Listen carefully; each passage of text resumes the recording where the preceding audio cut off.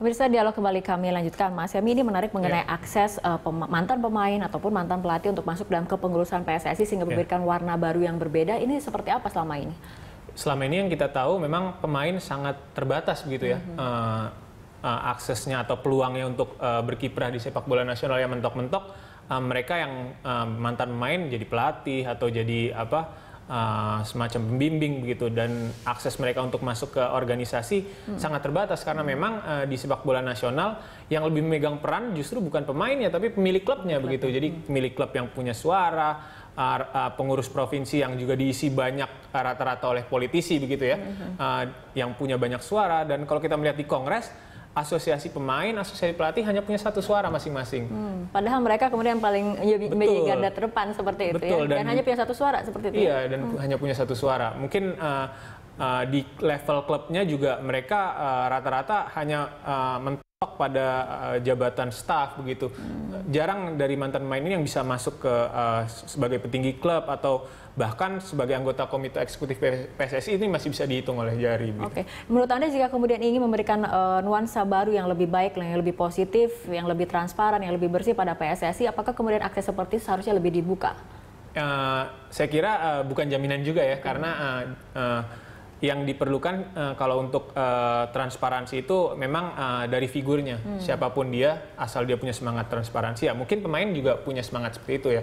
Tapi saya melihat peran pemain ini lebih pada tataran teknis untuk melaksanakan program-program ya, karena selama ini yang tadi seperti kita bahas, yang masalah di PSSI ini programnya, idenya bagus, tapi pelaksanaannya yang tidak terlaksana begitu. Dan di sini ya butuh orang-orang yang mengerti sepak bola untuk melaksanakan, mengimplementasikan program-program yang baik menjadi tindakan nyata di lapangan. Gitu. Oke, ini sepak bola merupakan cabang olahraga yang paling banyak diminati di Indonesia, tapi sayangnya, ironisnya prestasinya justru minim seperti itu. Bahkan pada beberapa waktu lalu pemerintah lewat Kemenpora ini membekukan PSSI dengan alasan untuk memberantas mafia perjudian, mafia sepak bola, judi sepak bola seperti itu. Ketika pencabutan ataupun pembekuan itu sudah dicabut, artinya kan harapan masyarakat ini PSSI lahir dengan nuansa yang lebih positif, bebas dari mafia, bebas dari judi sepak bola. Menurut Anda, apakah kemudian tiga sosok yang ada ini bisa kemudian mewujudkan harapan itu, atau justru mereka dengan embel-embel dari dukungan orang-orang lama ini justru makin terbebani dengan adanya praktik mafia?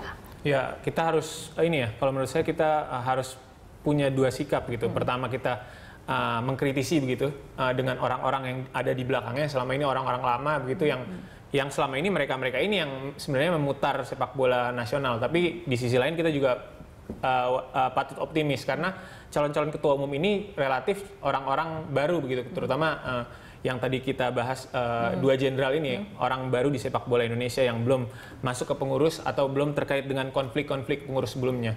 Dan di sisi ini optimisme ini ya yang harus dipelihara begitu oleh dua calon ketua umum ini. Saya kira kedepannya memang semangat transparansi ini harus diwujudkan dengan membentuk sebuah kultur baru di pengurusan PSSI. Mungkin dengan melibatkan pengawas eksternal begitu dari luar PSSI, bisa kita melibatkan dari aparat penegak hukum, bisa itu polisi, KPK begitu, kalau untuk membantu begitu terwujudnya tata kelola organisasi yang bersih. Karena dengan organisasi yang bersih, PSSI yang bersih, kita bisa melihat kompetisi yang sehat dan juga muaranya justru nanti ujungnya ke prestasi sepak bola Indonesia yang makin baik ke depannya. Kita lihat dinamika sampai pada saat nanti Kongres Pemilihan di 17 Oktober nanti, kita harapkan memang sosok yang terpilih nantinya bisa kemudian membuat PSSI menjadi lebih bersih, sepak bola kompetisinya lebih sehat, dan tadi dikatakan muaranya adalah prestasi sepak bola Indonesia lebih unggul lagi, seperti itu ya Mas Yami. Baik Mas Yami, terima kasih telah hadir dan berbincang bersama kami di Jurnal Pagi. Selamat pagi Mas. Pagi.